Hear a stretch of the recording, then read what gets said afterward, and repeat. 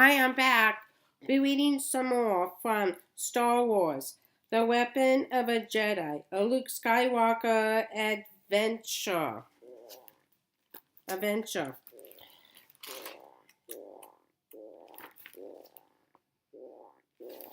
Chapter 3, The Hand of the Empire.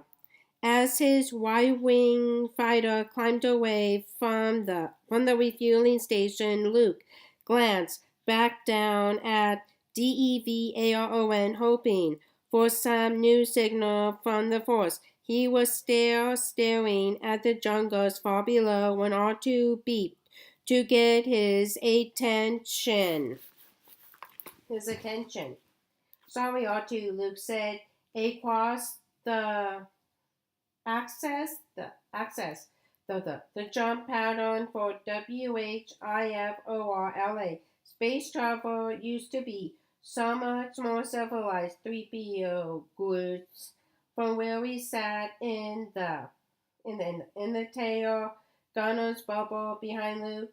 One could simply travel from place to place rather than meandering about like a PURCASSIAN river eel during spawning season.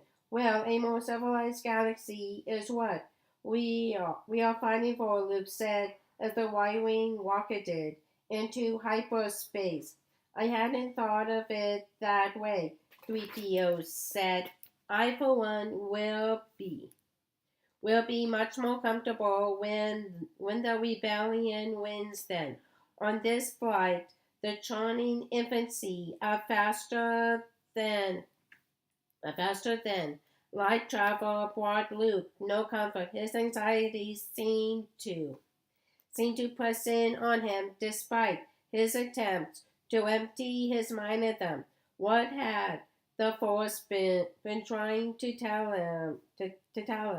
Back there above DEVARON, should he have waited for the strange feeling to return? Perhaps the Force was trying to tell him that he was supposed to be learning to control its power instead of fetching communication logs. Learning the ways of the Force was what his father had done with his life, and the legacy Ben Kenobi had preserved for 2 decades on Tatooine, passing it along with the lightsaber that Luke's father had wanted him to have. And there he was worrying about proper WHIFORLAM fluttering. What if the Force was trying to stop him from making a mistake? The Rebel Scouter program brought Luke's Y-wing out of hyperspace in the TERTIARY USIATA system, which was little more than a sparse collection of dust and rock around a red dwarf marked by a navigational beacon left there thousands of years before by a long-dead Republic survey team. It was a lonely place, but not, as it turned out, an empty one. Unknown fighter. This is the KREUGE Podcaster's Revenge, a voice said in Luke's cockpit. This is a restricted system. Shut down all flight systems and prepare for inspection. Or to calculate the next jump and get us out of here, Luke said. R2 whistled an acknowledgement and Luke threw the control yoke hard-wide, grimacing at how sluggishly the X-Wing responded.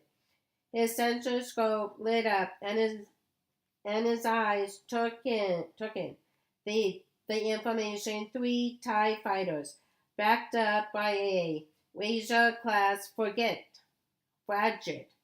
Oh no, squealed 3PO. We are in danger. R2, do something. Hang on, 3PO, Luke said sternly. He turned to the navigational heading R2, gave him, and opened up the Y-wing's throttle, trying to coax every bit of speed out of the heavy fighter. But moments later, brilliant flashes of light erupted around them, and the Y-wing shuddered.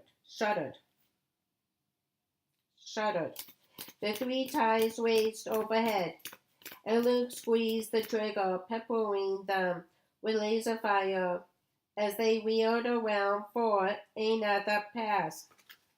How long, R2? He asked. R2 whistled and hooted. A minute, 3PO. Sweet. What do you mean you are? You are triangulating our position. This isn't the time for stargazing, you miserable lump of sockets. Luke rolled the Y-wing to port, eyes jumping from his long-range scanners to the ties angling in on him. He tried to summon the Force to let it guide his hands, but 3PO's chatter and the flashes of laser fire kept throwing off his concentration. The Y-wing starboard shields flared as the TIE's lasers struck home and alarms began to blare.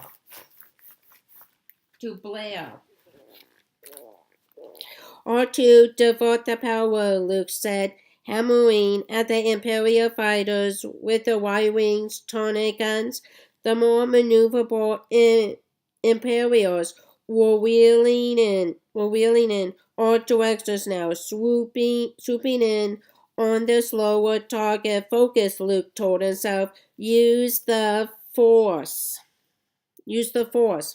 He rolled the Y-wing over to starboard, trying to protect the vulnerable shield, and smashed down on the triggers. One of the ties vanished in a cloud of flames, but almost immediately another fighter streaked up from beneath him, its laser cannons whacking the Y-wing's hull. The starboard shield flickered and died, and with it, Luke felt his connection to the Force slipping. The frigate was peppering them with blasts now, too, bouncing the fighter up and down. Luke squeezed off a flurry of shots at one of the remaining fighters, forcing its pilot to abandon his attack run. But his wingman took advantage of Luke's distraction to drop behind the Y-wing. Green flashes lit up space as the TIE fighters' blasts whipped through the starboard engine. Red lights blinked frantically on Luke's control panel. Try to increase the power, he yelled, firing desperately at the two fighters hunting him, and weaving left and right in an effort to throw off the Imperial's aim.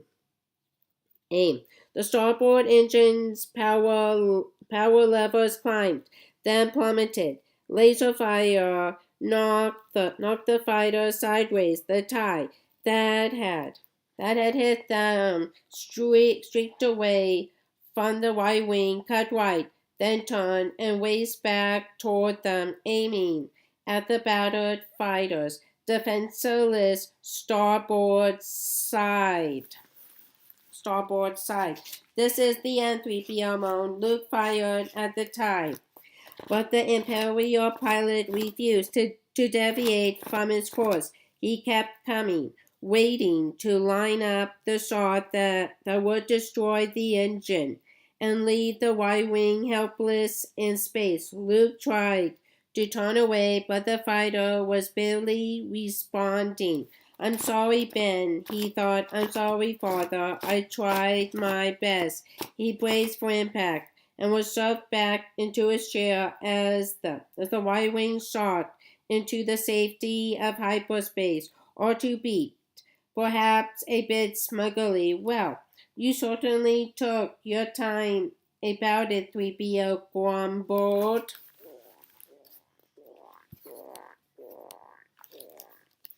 3PO grumbled as the two droids continued. There. The long-running argument, Luke exhaled and mingled gratitude and disbelief. But there was no time to waste. The Y-Wing was barely flying. They'd been saved by the tough old fighter's ability to soak up damage, but they needed to find a spaceport in which to make repairs, and they needed to do it quickly. Luke rejected R2's first choice for a starport, then the next three.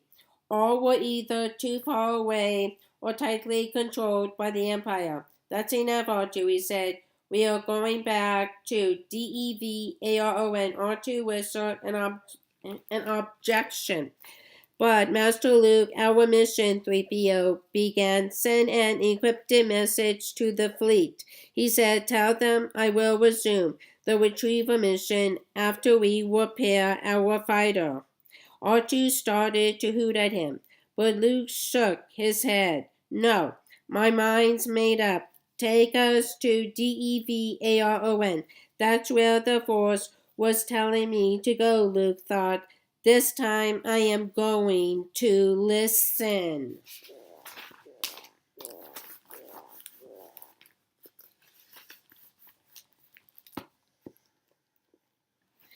Okay, that's all for now. Bye-bye.